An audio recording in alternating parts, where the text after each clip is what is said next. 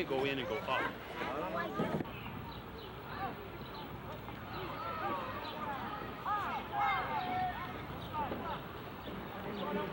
Canoe racing on the Blackstone River. Who would have thought? Hi, I'm Chuck Arning, National Park Service Ranger here in the Blackstone River Valley National Heritage Corridor. And just about 2 weeks ago, we had a huge canoe race right here in downtown Woonsocket. You see, many cities and towns are beginning to realize that rather than turning their back on the river offers many opportunities to bring people back to your downtown areas. And the reason is simple: canoeing. It's a lot of fun and it's a great family activity. So join me as we begin to explore some of the great paddling opportunities that the Blackstone River and its watershed offers, and at the same time learn some tips on canoe safety. So what are you waiting for? Get your PFD and let's hit the river.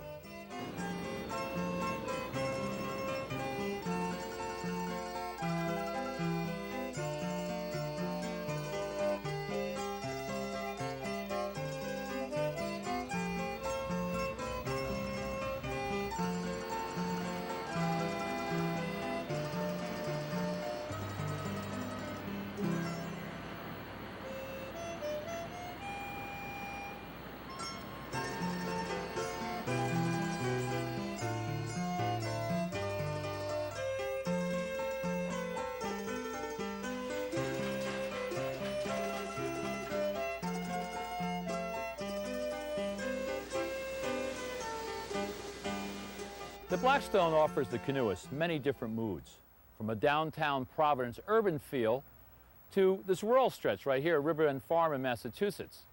The Blackstone River gives you a unique perspective on the Blackstone Valley. We're going to catch up with our good friends Ian McCrae of Great Canadian Canoe Company and Joe Bear of Bear's River Workshop to take a look at what opportunities the Blackstone River offers.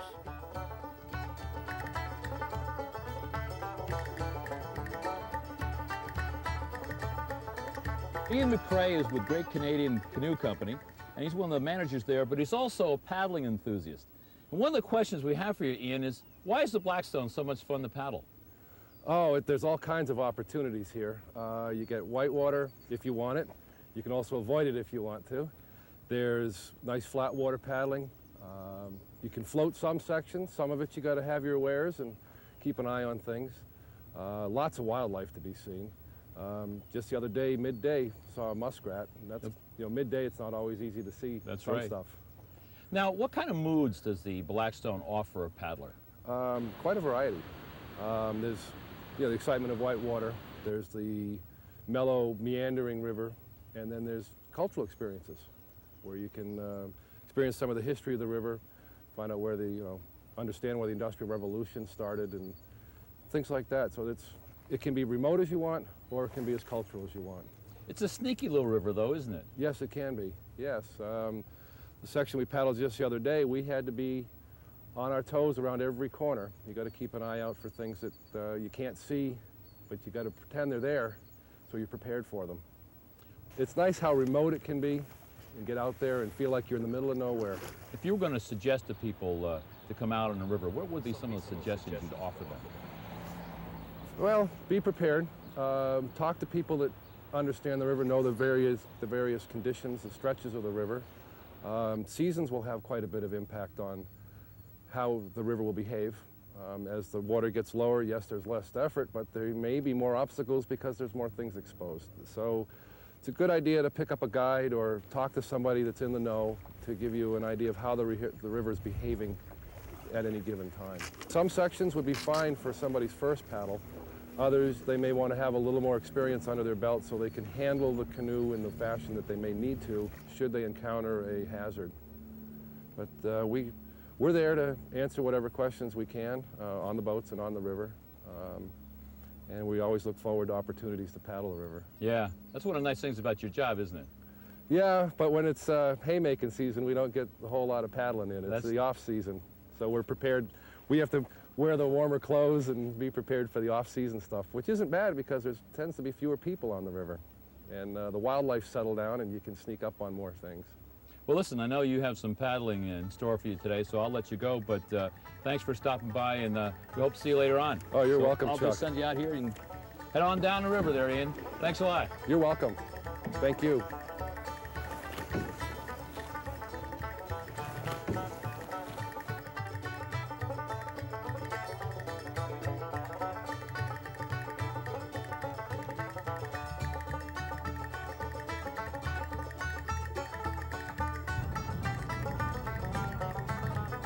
How are you? I'm great. Joe, you make that look so effortlessly. It's Oh, it is right easy. in here. It is easy. Yeah. You know? Folks, this is Joe Baer, Bear's River Workshop. And Joe is known for his clinics and his river events here in Rhode Island and southern Massachusetts. And one reason why we're going to talk to Joe today is because, Joe, you're on the river a lot. What are some of the things about the Blackstone and the Providence River right here that are so fun to paddle?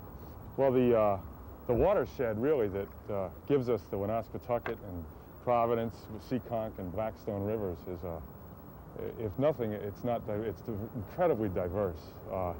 Starting here in Providence, you can paddle along and experience a lot of the history and architecture associated with an older New England city, and the opportunities for public programming through jazz and folk concerts and art shows abound from the months of May through September.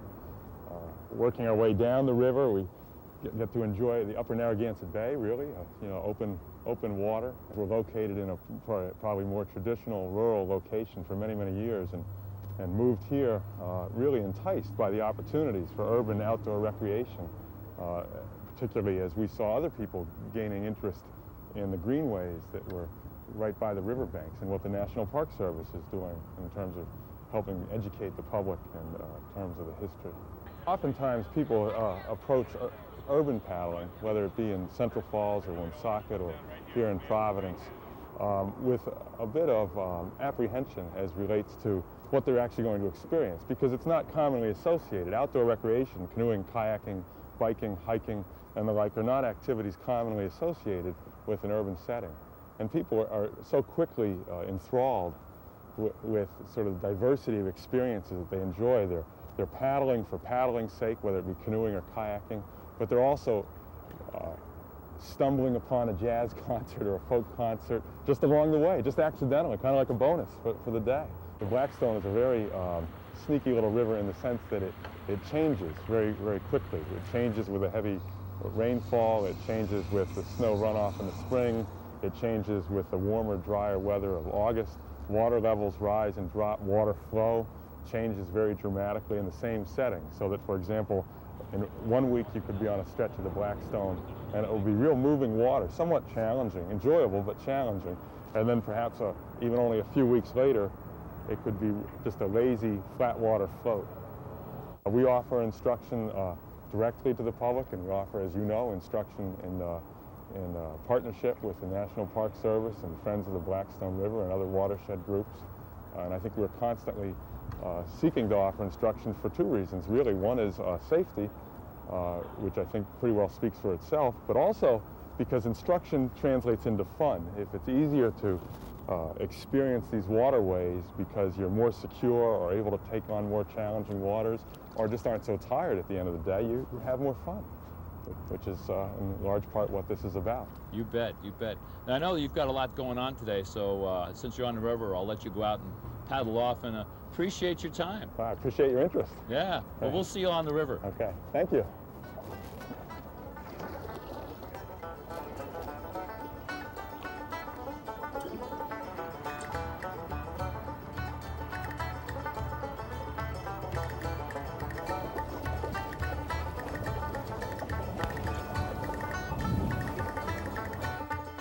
There's one piece of valuable information I want to pass along to you. The Blackstone River is a sneaky little river. It requires our respect. It twists and it turns. It still has dams and other artifacts of the industrial age. It will drop 450 feet by the time it reaches Narragansett Bay. And if we have prolonged periods of rain, this narrow channel will fill quickly with water. To understand how to canoe it safely, we're going to track down some of my ranger friends and see how it's done. The key to any successful canoe trip is prior preparation. And we're here today by the banks of the Blackstone River with Chief Ranger Sue Andrews. And Sue's got the canoe all set up for a very quick trip. But Sue, what is all this gear here anyhow? Well, Chuck, I'd like to tell you a little bit about the safety equipment first, because that's of primary importance. Both of us are already wearing our personal flotation devices, or PFDs, which is extremely important. And we do recommend that folks, as soon as they're getting their canoe off their car, put on those PFDs so that you don't forget about them, and if anything should happen, you've got that protection already set. We have a few other things here that are set for safety in the canoe, and should anything happen. One is a rope throw bag, which it's important to try testing this out first to get a feel for it, but it could come in really handy if something should happen on the river, and that can just be clipped right onto the thwart. The two of us are going to go paddling, but we do have 3 paddles with the canoe. As you're going down the river, if something should happen and one of those paddles gets away from you, it's best to have a second one, which we would tie into the canoe in order to have it set, and if the canoe flips, you'd still at least have one of the paddles to help maneuver. Another good point is sometimes you come across someone in the river who has a problem and doesn't have a paddle. You can always give them your third one. Absolutely. One other thing we have in our dry bag here is a first aid kit. Again, in the sense of being prepared, you want to have a few things that you can respond to minor first aid situations with. So first aid kit would be kept in the dry bag.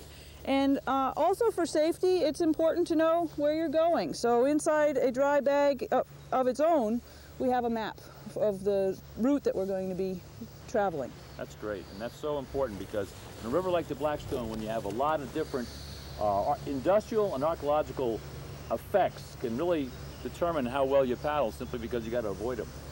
A few of the other things we have aboard today include an extra set of clothes. You never know. When you're paddling in a canoe, you kind of have to be prepared that you could go over, and sometimes a warm, dry set of clothes can be very comforting and very important. And if we weren't wearing our ranger Stetsons, we'd want to make sure that we had a ball cap or some sort of sun protection for our head, as well as sometimes when the water gets rough, a little made-up bailer in order to be able to empty the bottom of the canoe out without having to tip the whole canoe out is helpful as well. That's a good point. Wearing a hat, wearing sunglasses like I have, because the most prevalent medical problems that the Corps Discovery had when Lewis and Clark were eye problems. They were on a river, they were in deep snow, and the sunlight was a real problem for their eyes. So when we're canoeing today in the 20th century, having sunglasses on is a real benefit. So make sure you always have your sunglasses. Another thing to always have handy is a little lip balm. And I have it right here in my life jacket here because the wind and the sun can do a real damage to your face and to your lips, so you always want to be protected. One other aspect, as Sue has indicated, is a ball cap. Our ranger hats are great, but you need to keep the sun off your face as much as you can. Sunscreen is another really good thing. Now, what about lunch and beverages? Well, it's always important when you're doing something energetic to make sure you're feeding the furnace, and if you're making sure that you're carrying water bottles with you, you can hydrate easily, have those accessible to you, and make sure that you have some snacks and food, and if you're going to be going over a period that would include lunch, that you've packed something that's going to re-energize you and keep you being able to paddle practically and working well on the river. That sounds good. That sounds good. One other thing that you're wearing, Chuck, that I failed to mention with the safety equipment is a whistle. And communication on the river, communication on the river is one of those things that need to be able to do if you're paddling with somebody else. It's always good to be paddling with 1 or 2 other canoes. And sometimes you start to get out of earshot, and a whistle is one of those things that can inform other people if you're having trouble. So one whistle per canoe or per person can be a very helpful piece of equipment. Absolutely, and we're not suggesting that there's going to be major problems with a canoe trip, but you do want to be prepared. And one of the strong things we recommend is always canoe with a party of at least 3 boats. One, if you get in trouble, there's no one but yourself. A second boat can help you, but there's the dilemma of who goes for help. 3 boats, 1 boat can help the boat in trouble, and the other boat can go for help, and it covers pretty much all the bases. Sounds great. Although it may be hard to imagine, one of the trickiest parts of canoeing is getting in and out of the canoe. I think it has something to do with balance. The first step to a dry entry or a dry exit is communication with your partner. Let him or her know that you're securing your water bottle or the paddle before he or she assumes that you're sitting there just waiting to stabilize the canoe for their entry. Make sure your hands are empty, free to help balance yourself as you move about the canoe. Now, Rangers Sue Andrews and Kevin Kleiberg are going to demonstrate the appropriate way to enter a canoe. Note the teamwork? That's a basic ingredient. Sue stabilizes the canoe by sitting on the stern deck. As Kevin climbs in, he grabs the gunwales on each side of the canoe, applying equal weight or equal pressure. He could do handstands in the canoe as long as he's applied equal pressure to the gunnels. Kevin takes his seat, gets his paddle, and then stabilizes the canoe from the bow by putting the paddle into the water. Then he lets his partner know that he's ready. Sue climbs in, again applying equal pressure to the gunnels, and away they go.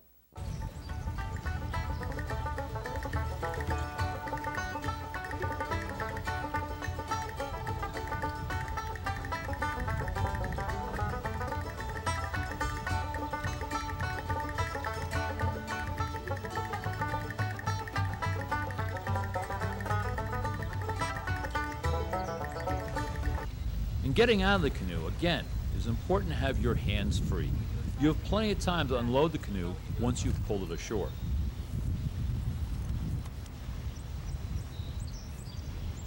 Kevin stabilizes the canoe for his partner, and Sue, again applying equal pressure or weight on the gunnels, moves easily forward.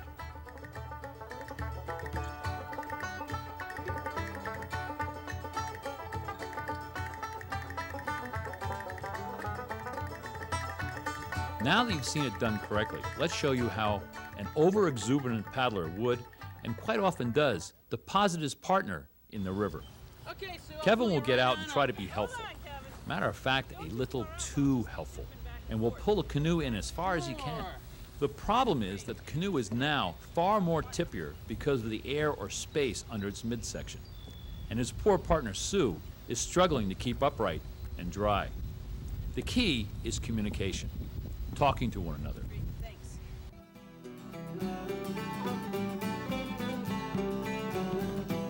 We're here with our good friend and fellow ranger colleague Mike Creasy on the banks of the Blackstone River in the village of Albion. Matter of fact, the Albion Dam is just behind us.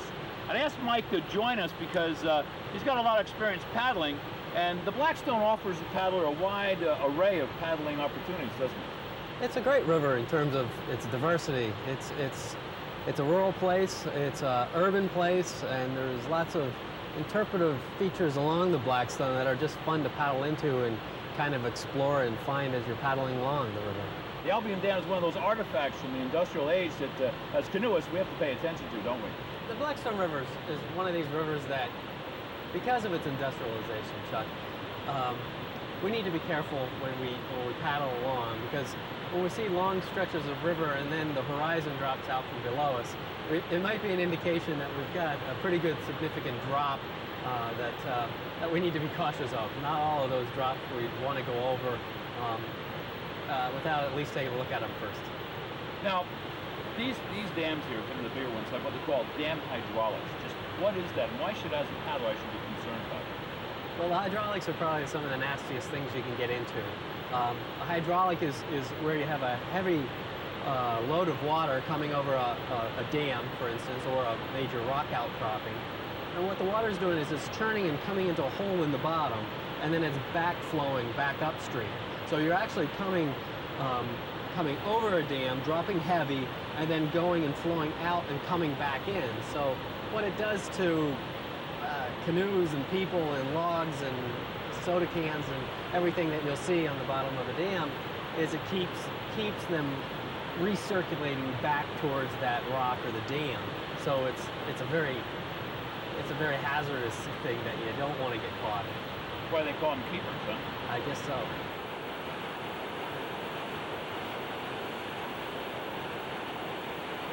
Number one is you have to listen.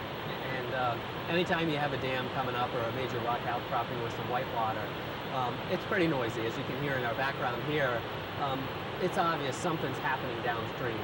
All of a sudden the birds and all those background noises that are wonderful to hear as you're paddling downstream fade away, and the thunderous roar of the river begins to heighten.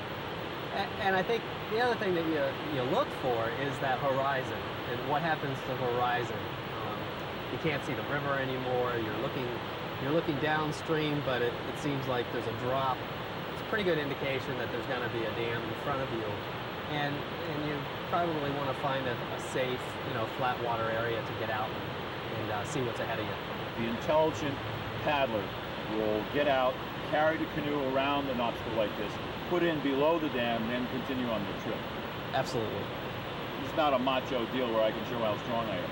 You know, the hydraulics aren't something even the macho people can deal with, because you're never going to defeat the river. It's a very, very powerful thing. Mike, let's see just how powerful these dam hydraulics really are. I rigged up my old canoe, donated it to the river gods, to head downriver and over the dam. Let's see what happens.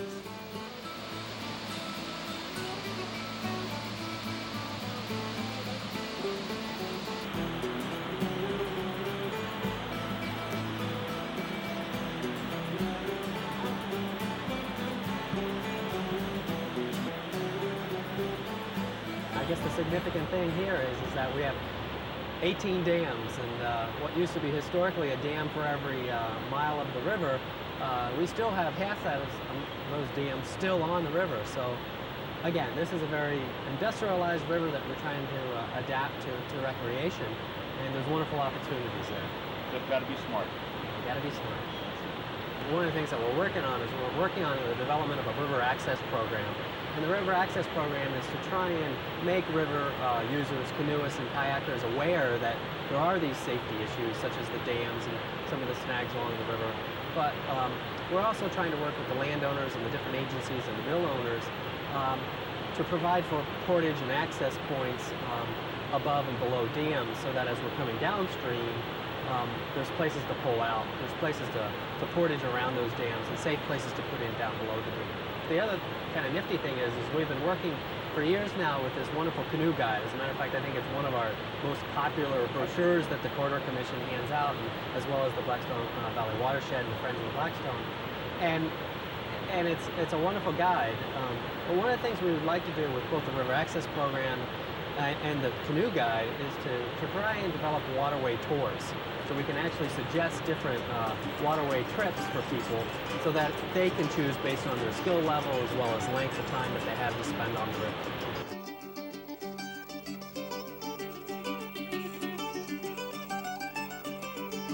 Most of the time that you spend paddling here on the Blackstone River, you're going to be riding over some gentle currents and even sometimes paddling through the flat water of a mill pond.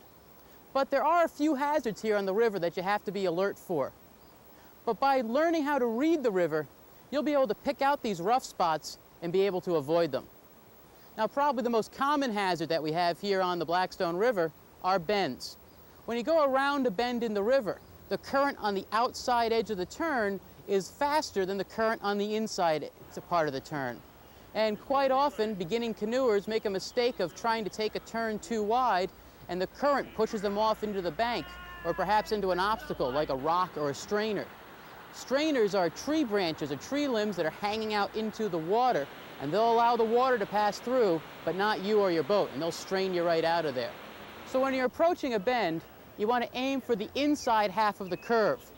But remember to set up your turn before you get into the bend itself, and don't try to make corrections while you're already going through the bend. Another thing is, don't try to hug the inside of the bank too closely either, because often a gravel bar will form there. A final hazard to be aware of here in the Blackstone River are rapids.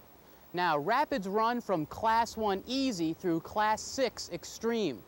Here on the Blackstone, our highest rating is usually Class 3, which is moderate or intermediate. All of the major rapids on the river are listed in our canoe guide, and you should consult that guide before you undergo any major trip on the river. Rapids are formed when the channel of the river narrows, either at the banks or because of rocks in the river. This causes the current of the river to increase in speed as a constant flow of water is squeezed through a smaller space. To visualize this action, think about the last time you put your thumb over the end of a hose to squirt someone. The increased speed itself is not a hazard, but some of the waves formed by a rapid can be, and more speed does mean less timed maneuver around obstacles. Trouble can also be found at the line where two different currents meet. This will cause you some instability in the canoe. First thing to do whenever you approach a stretch of whitewater or a rapid is to scout your way through it. Now, on occasion, you'll be able to do that from your canoe upstream of the rapid, but if an obvious line through the rapid isn't readily apparent, take the time to pull over, get out, and from shore, find your best way through. And it's always important to walk your way downstream and look back up at the rapid as well, as quite often rocks are much more obvious from below than they are from above.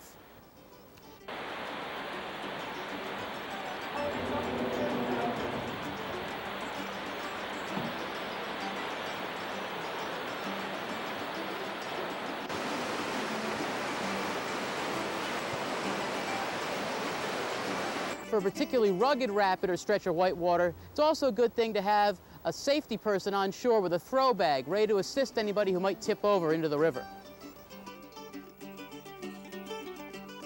It's also important to note what's downstream from the rapid, as quite often paddlers will work their way through a dangerous section and then sort of let up once they get through the rapid and find themselves hung up or a rock or a strainer that's downstream.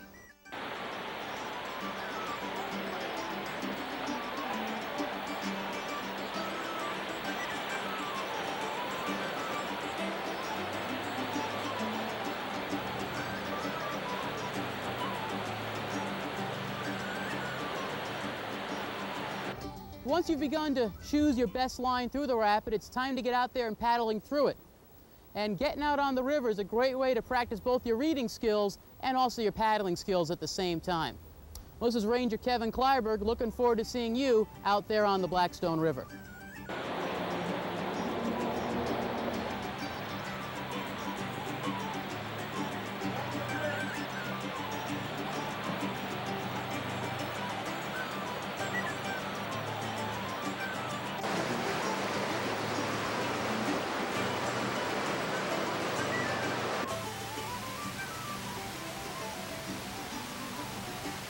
There's another major river hazard that you always have to look out for, and that's our good friend, poison ivy.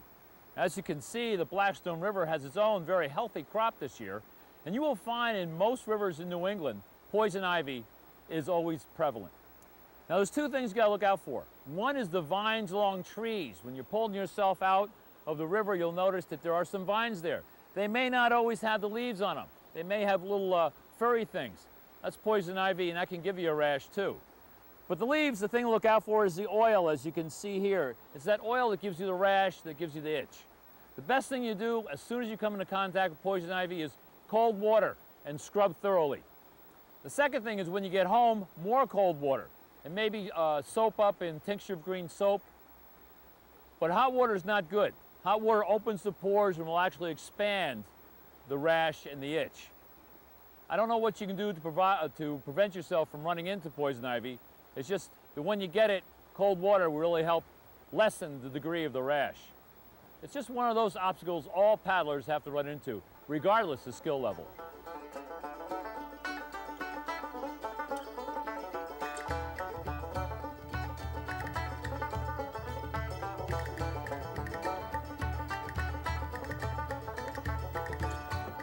Well, this has been Chuck Arning, National Park Service Ranger, here in the Blackstone River Valley National Heritage Corridor.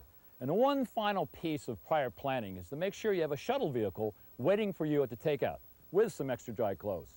Well, we sure hope you've enjoyed the Blackstone River and seen what great paddling opportunities the Blackstone offers us. We hope you've learned a few things so you can do it smartly and safely. And matter of fact, the next time I see you, I expect to see a paddle in your hands.